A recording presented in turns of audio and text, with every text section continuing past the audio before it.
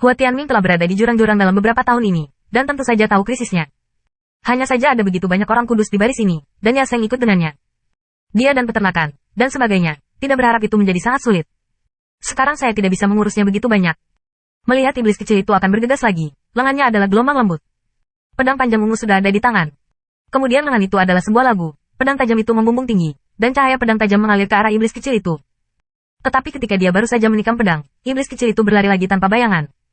Dan ketika cahaya pedang baru saja terbang keluar, iblis kecil itu telah membuka mulutnya dan menggigit pedang panjang Hua Tianming. Hei! Cukup gigit 3 kali. Pedang-pedang ungu yang diberikan kepadanya oleh kalajengking oriental murni telah menelan perut setan kecil. Setan kecil menggigit sepanjang pedang panjang, dan dia harus menggigit kepala Hua Tianming. Tetapi ketika iblis kecil itu dekat dengan Hua Tianming, kehendak yang tak tertahankan akan berlalu lagi. Itu tidak bisa menggigit. Suasana hati iblis kecil ini saat ini penuh dengan depresi. Tidak tahu apa itu, mengapa itu akan terjadi. Pada saat bersamaan, capung oriental murni di bawah kerumunan telah melilit kepala iblis kecil yang besar itu.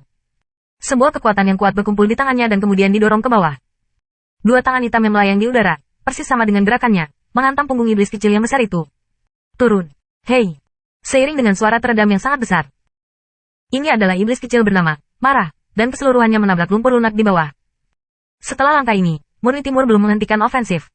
Tangan menamparkan 2 atau 3 kali. Hei! Setiap kali Anda menembak, ada kekuatan besar pada iblis kecil ini. Dan bentuk iblis kecil ini menjadi lebih besar, seolah-olah dapat berkembang tanpa batas.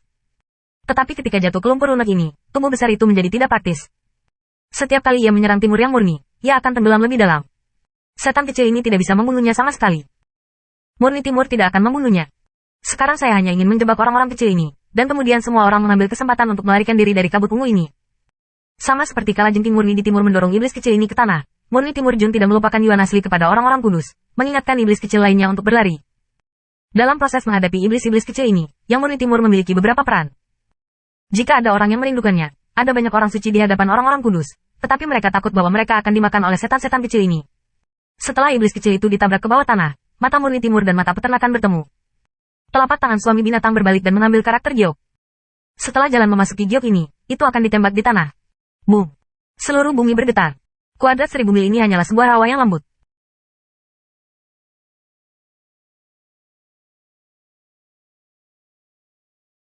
Itu telah memadat dalam sekejap mata. Ini adalah meterai bumi. Ini adalah kekuatan ekstrateritorial yang dimiliki oleh gembala laut di bumi yang tebal. Ketika bumi berada 1000 mil jauhnya, ia akan membentuk keseluruhan, dan dalam kisaran ini, semua kekuatan akan menyebar secara merata dalam 1000 mil. Setelah tertutup, sulit bagi seorang suci untuk berjuang dalam waktu singkat. Booming. Tepat di laut pastoral, saya baru saja menyegel iblis kecil itu, dan tiba-tiba ada retakan besar di tanah. Kekuatan benda ini benar-benar tidak biasa, kata gembala sambil mencibir. Ayo pergi. Kalajengking oriental murni tidak tinggal sedikit pun, dan bentuk tubuh melayang, dan itu bergegas ke langit. Orang-orang kudus di atas telah naik ke ketinggian yang cukup tinggi, tetapi mereka belum dapat melepaskan diri dari kabut ungu.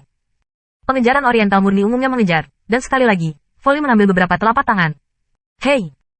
2 bayangan tangan hitam besar muncul di langit sekaligus, dan sekali lagi menerbangkan beberapa setan kecil dari pengepungan. Setan kecil yang dihadapi Hua Tianming, masih belum membuahkan hasil dalam beberapa upaya, ia hanya dapat memilih untuk menyerah dan memilih target berikutnya. Tetapi pada saat ini, kecoa timur murni telah bergegas. Setan kecil itu baru saja bertindak. Dia telah disematkan oleh bayangan tangan hitam dan membuangnya. Orang-orang menghela nafas lega dan berlari cepat ke atas. Kabut ungu ini semakin jarang, dan setelah beberapa saat mereka melarikan diri. Lapisan ketiga abis sangat berbahaya. Luo Zeng menyerahkan api ingatan Hua Tianming dan bergumam. Memori dari memori reinkarnasi diperbarui secara real time dengan kata lain. Luo Zeng dapat mengambil memori dari memori seseorang dan kemudian membaca memori terbarunya. Ini adalah level lain dari membaca pikiran. Sekarang Hua Tianming telah keluar bersama orang-orang kudus. Luo Zeng juga menarik napas lega. Di atas tangga, mereka yang berada di atas duduk bersila. Sedikit memori melayang di depan alis mereka. Tempat reinkarnasi bukanlah agar mereka dapat terlibat, tetapi karena mereka turun, mereka tidak ingin kembali dengan tangan kosong. Dengan bantuan Luo Zeng, mereka dapat membaca beberapa ingatan akan ingatan Tuhan yang agung dan sejati. Kenangan-kenangan ini merekam perasaan berharga. Sentimen ini tidak bisa diungkapkan bahkan dengan kata-kata, tetapi melalui api ingatan bisa merasakan hal yang sama. Mengubah perasaan-perasaan ini menjadi milik Anda sendiri, dan kemudian berlari kemacetan kesempurnaan akan sangat mengurangi kesulitan. Selain itu, wawasan yang dapat mereka pahami bisa lebih dari sekadar memori ingatan. Di sini, memori ingatan seluruh ilahi selama bertahun-tahun yang tak terhitung jumlahnya disimpan. Selama jiwa mereka dapat menahannya, mereka dapat memiliki pengalaman kultivasi yang tak terbatas untuk pemahaman mereka. Bagi para dewa superior ini lebih berharga dari biasanya, dan materialnya jauh lebih berharga. Lagi pula, apakah ini merupakan kesempatan untuk melangkah menuju kesempurnaan yang hebat, dan siapa yang tidak menghargai? Sebaliknya, minat kepala Qianlong tidak terlalu bagus. Dia sudah menjadi orang suci. Ingin menyegel yang suci, hanya melalui gunung orang-orang kudus. Tidak terlalu berarti merasakan pengalaman kultivasi orang lain di sini. Sebaliknya, ia lebih tertarik pada hal di balik pintu raksasa. Luo Zeng tidak menghentikan Patriark Qianlong. Patriark Qianlong tidak memiliki darah kebangsaan Su.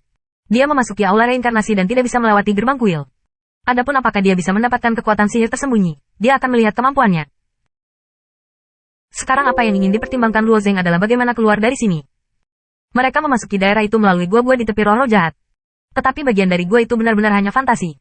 Tampaknya hanya ada satu jalan keluar untuk seluruh reinkarnasi. Jalan keluar ini terhubung langsung ke jurang dan merupakan kedalaman jurang terdalam.